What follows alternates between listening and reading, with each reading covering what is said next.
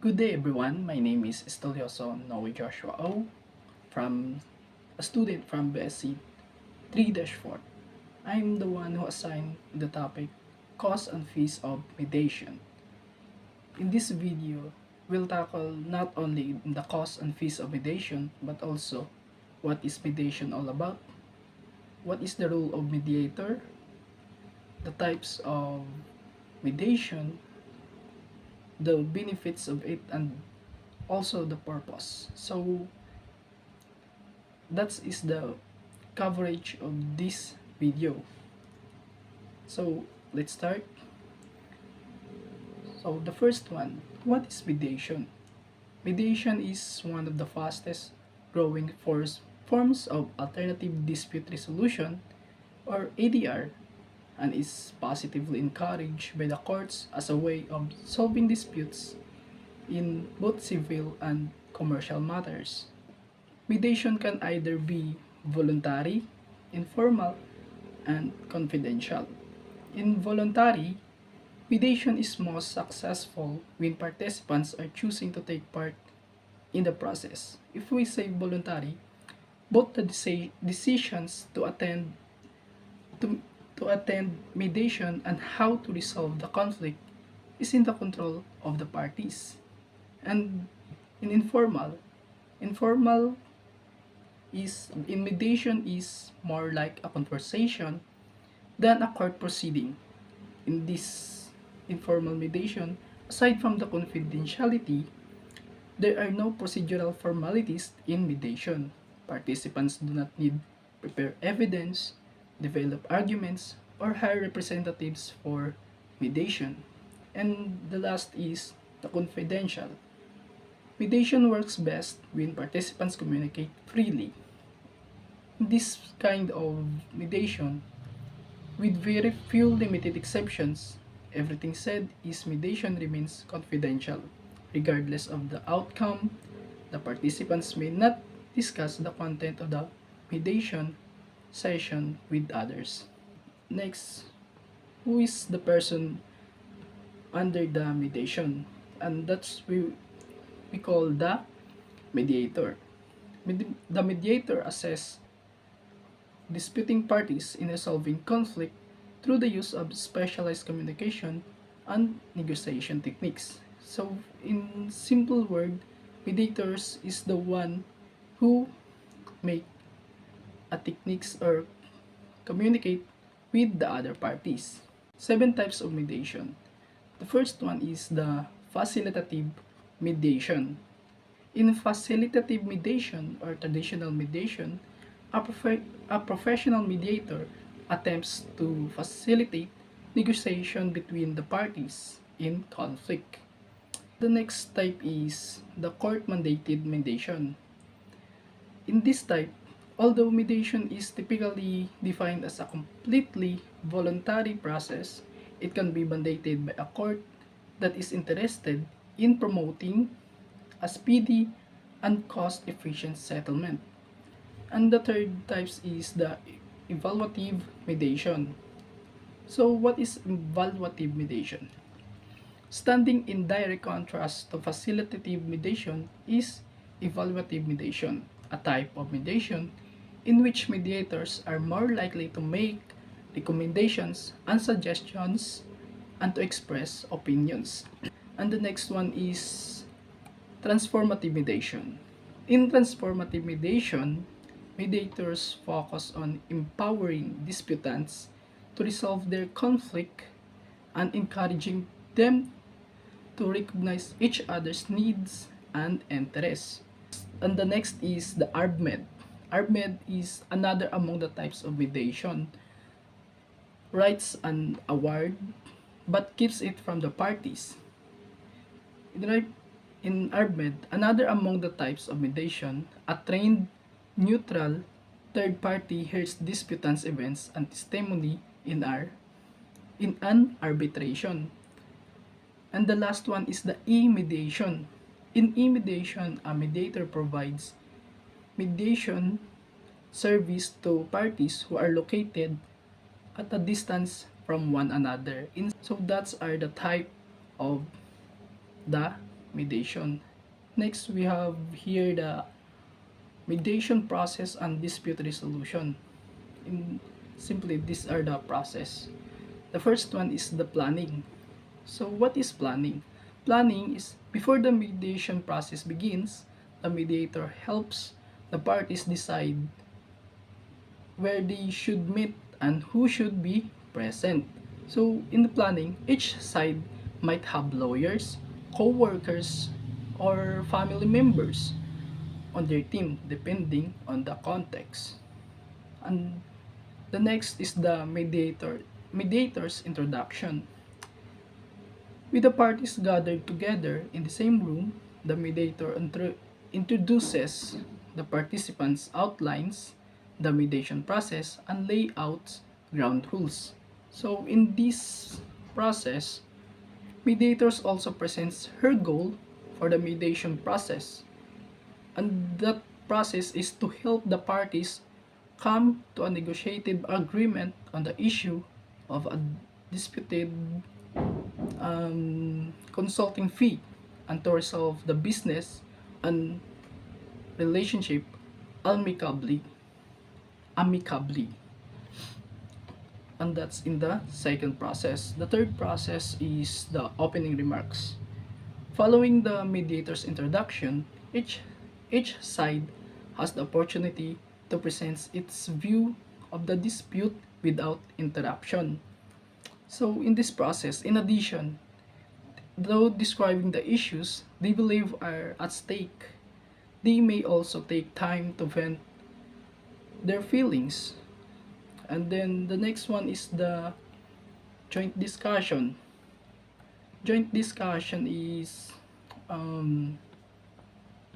after each side presents its opening remarks, the mediator and the disputants are free to ask questions with the goal of arriving at a better understanding of each party's needs and concerns. Because in this process, disputing sides often have difficulty listening to each other. Mediators act like a translator, because repeating back what they have heard and asking for clarification when necessary. So the fifth one is the co-causes. Co-causes. If emotions run high during a joint session, the mediator might split the two sides into separate rooms for private meetings or caucuses. In caucuses, often but not always, the mediator tells each side that the information they share in caucus will remain confidential. So the last process is the negotiation. At this point, it's time to begin formulating ideas and proposals that meet each party's core interests, familiar ground for any experienced negotiator. In this process, the mediator can lead the negotiation with all parties in the same room, or she can engage in shuttle diplomacy, moving back and forth between the teams, gathering ideas, proposals, and counter proposals. And that's the process of mediation and dispute resolution. So now we have here the some of the my according to my research, this was been showed to me the cost and fees of mediation. But okay, the first is the pre-litigation mediation. Here we can see the two types of fee, the mediation fee and the extension fee. Mediation extension fee. On the mediation fee, the amount is 4,400 Philippine peso per party. And in the mediation extension fee is 2,020 Philippine peso per party. So the reason why it is so big, because the first one is the mediation fee will entitle the parties to a case to have 4 sessions of mediation conference at a maximum of 1 hour per session. The second one is the mediation extension fee shall cover the two succeeding sessions of 1 hour each after initial 4 sessions. And then the third one, in the event that mediation is conducted outside IPO, additional expenses to be incurred by the mediator such as transportation, food, and accommodation charges shall be borne by the parties. And the last reason is the fees are inclusive of 1% legal research fund. And that's in the pre-litigation mediation. And the next is the mediation outside litigation. In mediation fee, we have here 7,575 Philippine peso per party. In the mediation extension fee, we have here 1,010 Philippine peso per party. And the same with the four reasons above, we have here the mediation fee will entitle the parties to have 8 sessions of mediation conference and a maximum of 1 hour per session. Second is the mediation extension fee shall cover the two succeeding sessions of 1 hour each after initial 2 sessions. And the same with the third reason here above, we have also mediator such as for transportation, food, accommodation, charges, and shall be borne by the parties. And also here the fourth ones is for the legal research fund. But here in the last one is in the IPOPH referral to WIPO mediation. We have here the 3 types of fees. The first one is the administration fee, the mediator's fee, and the mediation extension fee. In administration fee, we have $100. Ito ginagamit this in fees are in US dollar. In mediator's fee, we have $100 per party. In mediation extension fee, we have no amount here, but I don't know. It is based on what I have researched. And the reason is different from the others. So the first is includes 2 sessions of mediation with a minimum of 2 hours per session.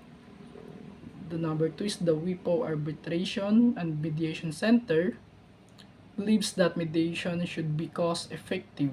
In consultation with parties and mediators, the WIPO Center ensures that fees charged in a WIPO mediation in IPO-PHL proceedings are appropriate in light of the circumstances of the disputes.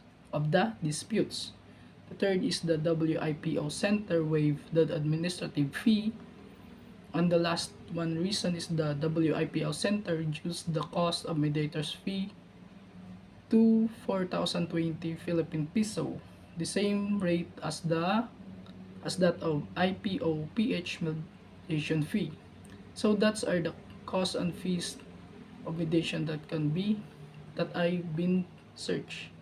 And we have here the benefits and the purpose of the mediation. That's the report that I had, the types, the process, the costs and fees, the benefits of mediation, and the purpose.